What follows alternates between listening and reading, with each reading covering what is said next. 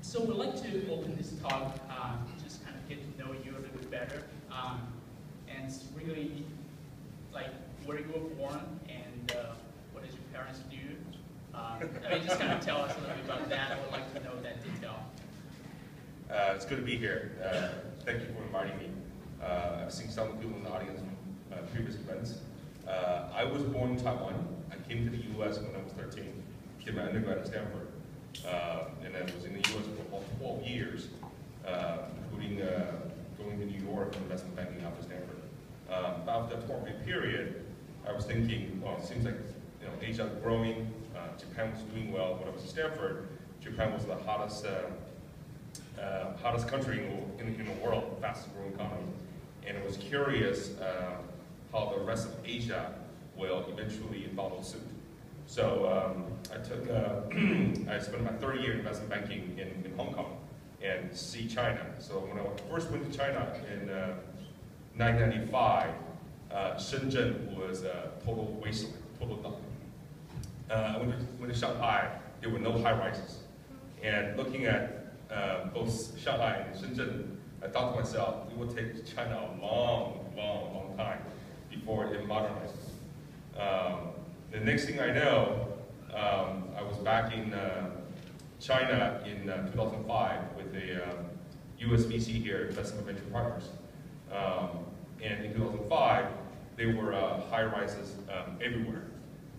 China had about 100 million internet users.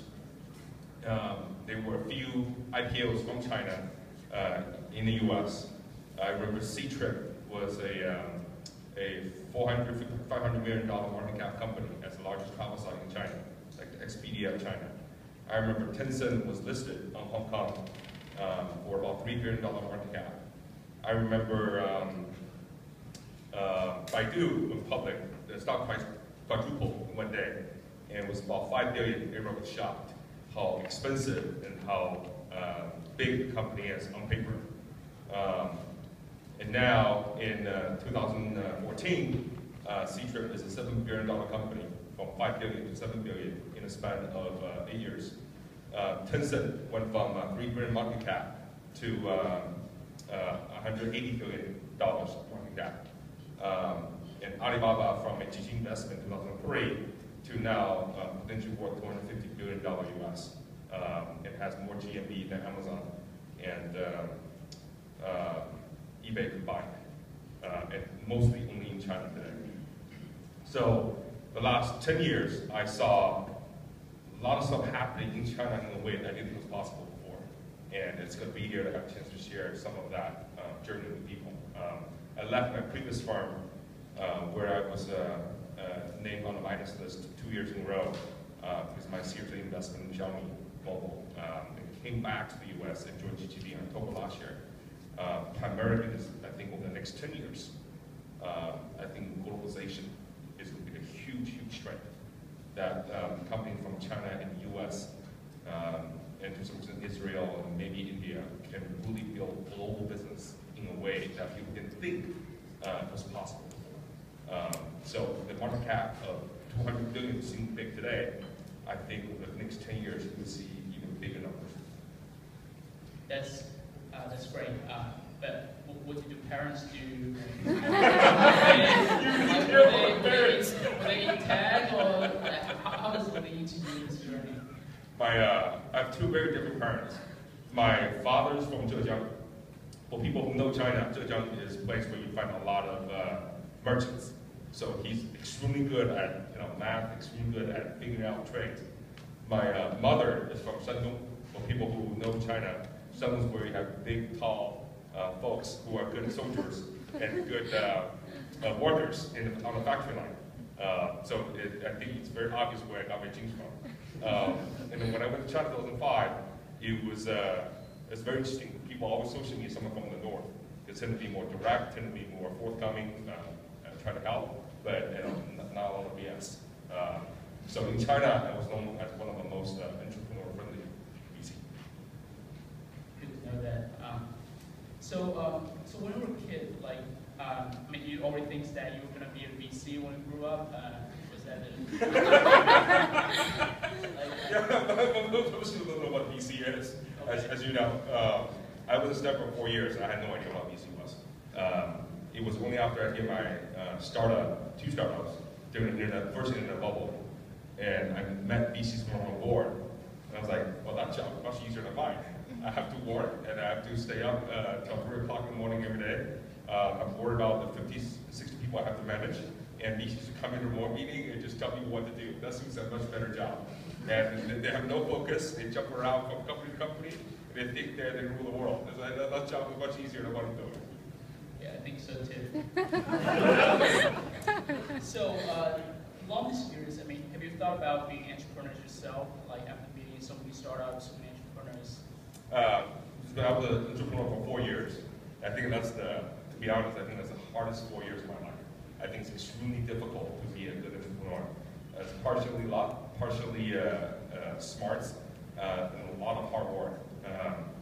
And so after I became a VC, a lot of people asked me, encouraged me to join them to help them scale the company. And I politely declined because I know what my weaknesses are. I think as a VC, you have the luxury to jump around looking at other new things. But as an entrepreneur, you have to focus a lot more and focus on execution. And it's a different kind of skill set. So I always tell the people I back that they can do something that I cannot do. I'm happy to support if they're successful and I'm successful, and they should get a lot more of it than I do. So let's talk about entrepreneurs. You meet with different kind of entrepreneurs. How would you categorize, the best entrepreneurs that you work with? That's a good question. Of my 20 deals so far in the U.S. and China, and probably by the end of this year, we'll be 25. Most of the deals come in Series A. And in Series A, they tend to be mostly just an idea and some form of a product, most likely in beta form. And there's some users using it, and you're trying to figure out if this is something that can scale. There's a huge debate between do you back the direction or do you back the entrepreneur. For VC, it's comforting to say I back the direction, because that means my thesis is correct and betting on the right trend. But in reality, it's almost always the entrepreneur that determines whether the outcome is good. If I look at all the investments I've made, Xiaomi is more of an exception. But most of the time, the company I bet, the Series A, and the company that ended up going big, the business model have changed along the way. And the market has shifted along the way. New opportunities come up, new challenges come up. You have the entrepreneur who's smart enough to make it work. Having said that, there's a caveat. If someone said, oh, I was going to do a media-related business, and 2 years later do a complete pivot to on-demand mobile services involving a lot more heavy lifting, feet on the street, chances are a media guy doesn't have the DNA to do something completely different. So if the person can evolve within more defined category, but with different twists and evolution along the way, I think that's the easiest way on a relative scale for them to succeed. Another question that people ask is that should it be a team driven by 2 or 3 people that with complementary skills, or one guy who calls all the shots? Based on anecdotal evidence, it tend to be the one that calls all the shots tend to have a higher chance of succeeding. But then when I go the distance, tend to be the one that can build a team with complementary skills. But those have a higher chance of losing because you have different opinions initially. You have to debate it out until it's clear who's in charge, but everyone else is still rallying around him to build a team to do that. So it's tricky for a founder to decide whether he should be an absolute monarch or build some kind of consensus on the way. And that's the balance that only the founder knows what to do. Yeah, we're going to talk about Xiaomi later on. It's hardly known, by the way. So entrepreneur has to be smart. I mean, so what's your best assessment that entrepreneur has to be smart? I mean, do they have to get a degree from Stanford, Harvard, or go to investment banking like yourself? I mean, what's the best way to tell? I think in the U.S., VCs tend to want to vet people from Ivy Leagues and Stanford, Berkeley, and so forth. I think it's comforting for VC to do that. However, I don't think that's the only way or the most likely way to succeed over the next 10 years. The reason I say that is because when I look at China, initially they were returnees from the US to go to China and build Baidu and so forth. But most of the billion-dollar outcomes end up being what we call 屌丝 users. People who are from mass market, from poor cities in China. They know how other people like them behave, and they were building products that they think they themselves and their friends will use. And that segment of the population represented roughly around 400, 500 million users in China, and the most vocal on the internet. And I think that kind of experience is more relevant for emerging markets around the world, because the bottom pyramid is much bigger than the upper end of the pyramid around the world. So if you have people who understand how mass market think, their chance of success is actually a lot higher. Having said that, you look at the company that's been funded in the U.S. so far has been the ones that come from Ivy Leagues, and I think that's partially because it's I think American internet companies have the ability to expand overseas because there's not a lot of local competition. So it's easier to have something that works in U.S. and then gets propagated around the world. But I think over the next 10 years, you will see some counterexamples from China that will offer a different way of building their businesses. And I can get very specifically around how they build companies in a very different way than the American companies do. It's excellent. I will talk about Shanghai culture later on in China for sure. So if we turn around, like if you're an entrepreneur, I mean, how would you categorize the best VC to work with? And what the ideal VC if you're an entrepreneur you would choose? I think for entrepreneurs, they're very practical. A lot of people choose big brand VC, even if the relationship with their VC is not completely great, because they feel that validates what they do, generate more buzz, easier to recruit people, easier to follow on investment. That I get.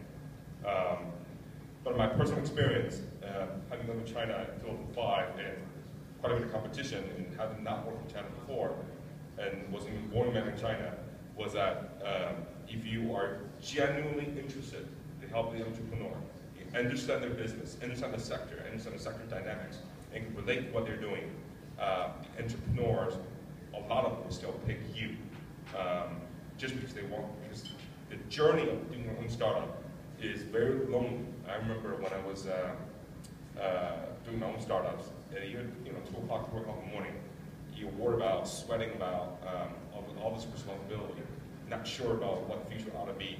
If there's someone I can talk to, just even bounce ideas off with no repercussion, it's a good feeling. So let's talk about reality here. I mean, what about VC's ability to tweet? Do you think that's important? I mean, there is a saying that you can't trust a VC who cannot tweet. What's your view on that? I hardly tweet, and I hate writing, but I recognize that's part of building a brand very quickly these days. Right. So we hire very small marketing people to do that for us.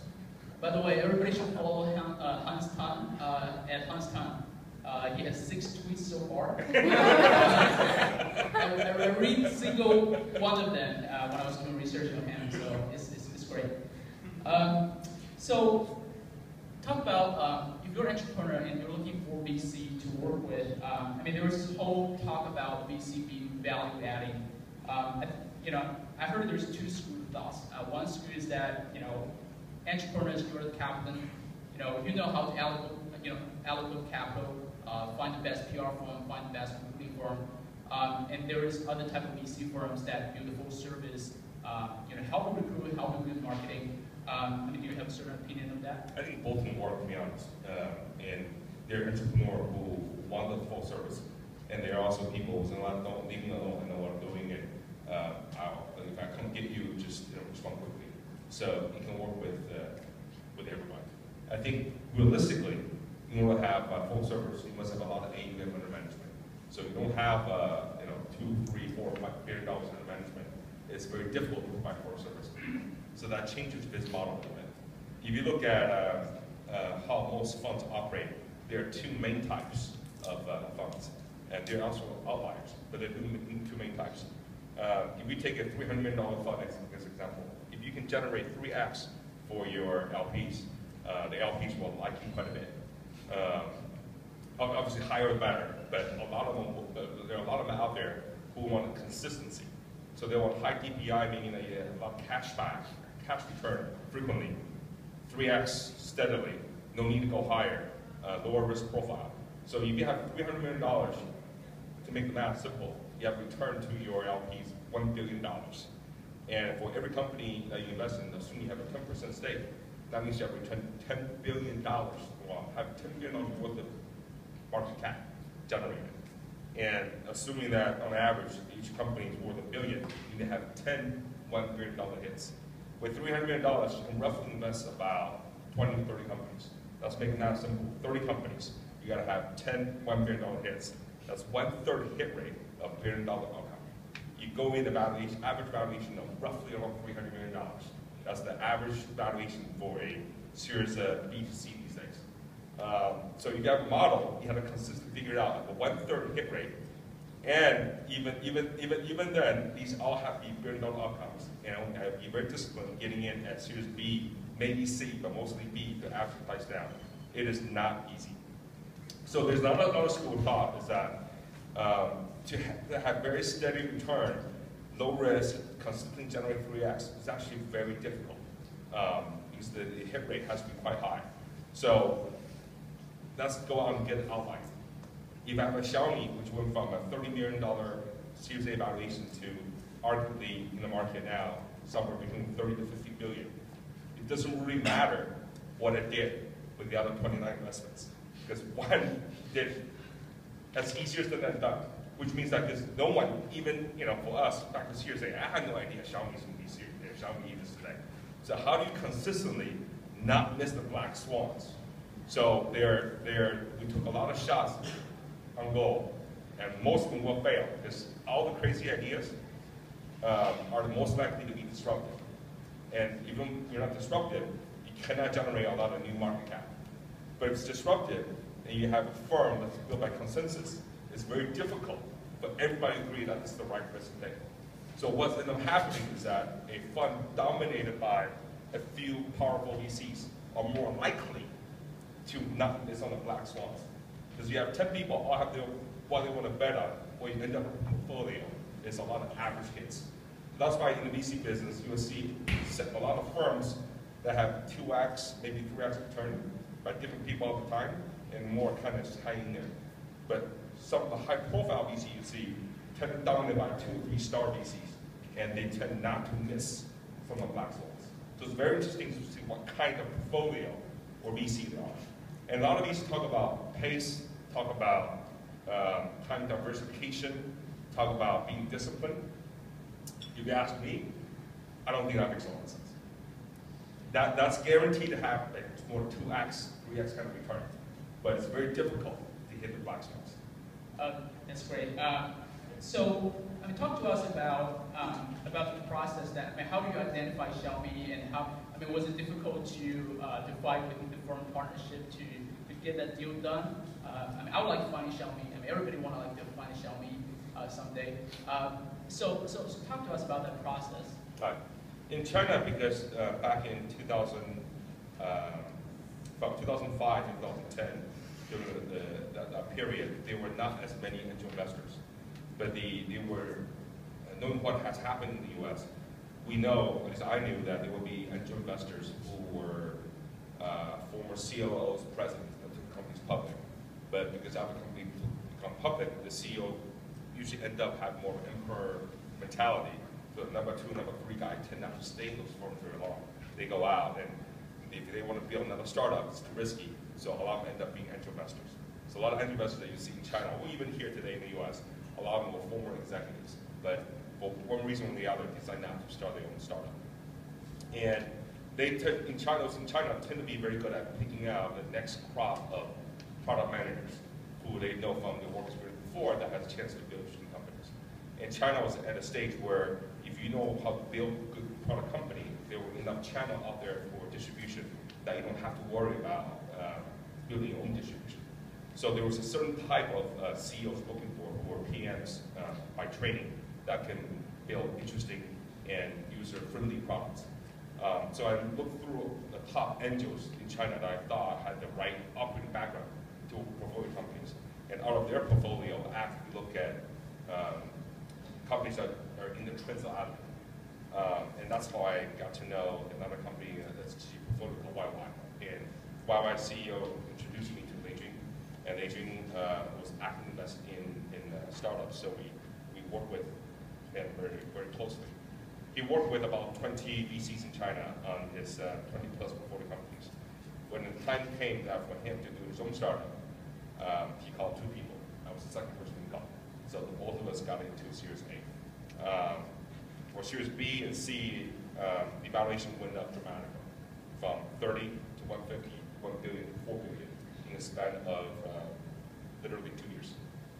And was that something that you expected?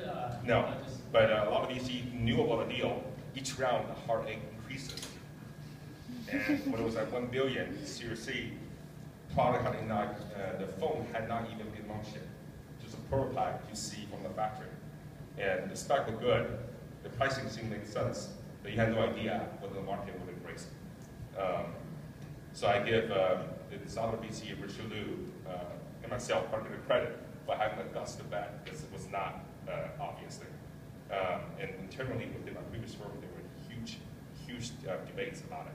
And that's fair. I think the rational thing would have been not to invest in Xiaomi, because the valuation was very high and no idea if this will work.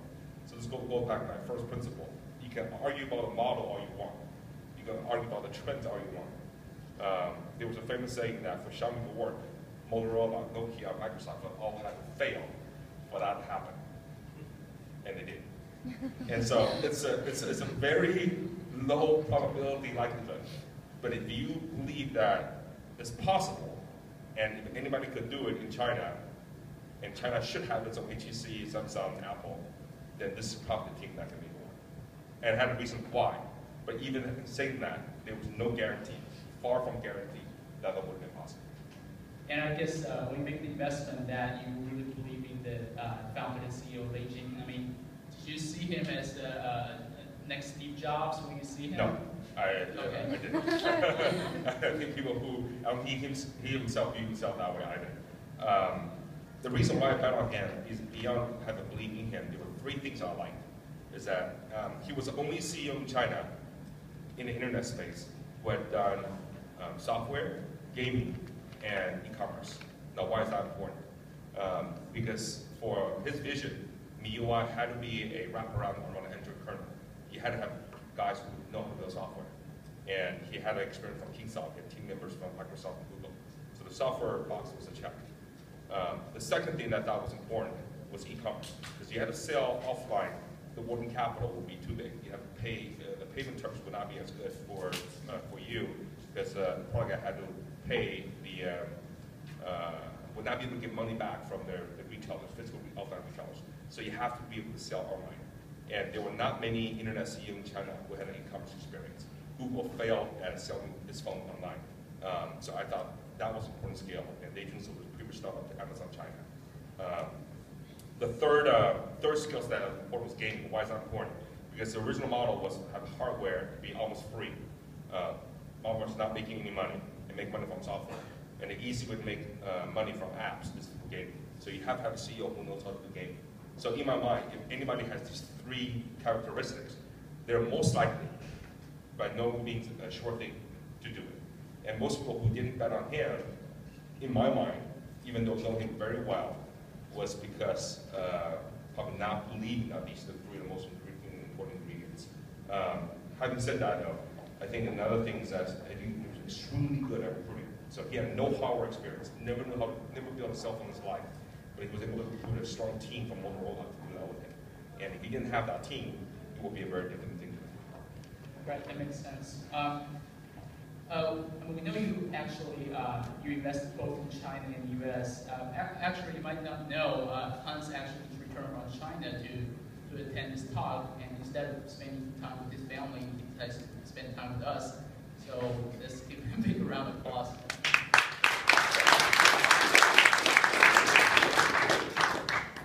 So we know that you help, back when you were at Investment Ventures, you helped Skype expand to China, and now you also help Xiaomi hire Hugo Barrett away from Google around 2013, which is about the same time that you moved from China to US. I mean, was it part of the deal that you move over? I mean, he moved over to China and you have to come here? Was that part of the negotiation? Good guess. I think people know that over the last 10 years, there were a lot of cloning from China of stuff that's going on in the US. But because China was a much more mass market than urban market, the market that is in the US, that China had developed its own model that's different from the rest of the world. A lot more e-commerce driven. Most startups in China are good at building marketplaces, recruiting merchants to sell on its own platform. And most companies here tend to direct traffic using the affiliate model to other websites that do that. That seems like a minor difference, but for the users, being able to shop within the app is very important. But it also requires entrepreneurs to do a lot more heavy lifting in terms of recruiting and managing merchants. And that's a skill set that Chinese internet companies have to learn how to do that, because the advertising market in China online is relatively small compared to the US. So, and also most suppliers aren't in China already. So it's easier for entrepreneurs to do that well. Another model that was very popular in China is the virtual item model, where you have to pay directly for virtual items. And a lot of people in the US have questioned about that Zynga at one point did make that work in that field of social gaming. So I think for the rest of the world, where online advertising market is relatively small, that companies that can build marketplaces through suppliers, and even get Chinese suppliers to sell overseas, are going to be at a very advantageous position. I think almost every mobile commerce company in the world should have someone in China build up a supplier management team to recruit suppliers from China to sell overseas on their own platform. I think that is the easiest way on a relative scale to succeed on a global basis here. I invest in Wish, based in San Francisco, at the end of December. When I invest in them, their daily gross merchandise value is roughly $50,000 US. And that number increased by a lot over the last 8 months.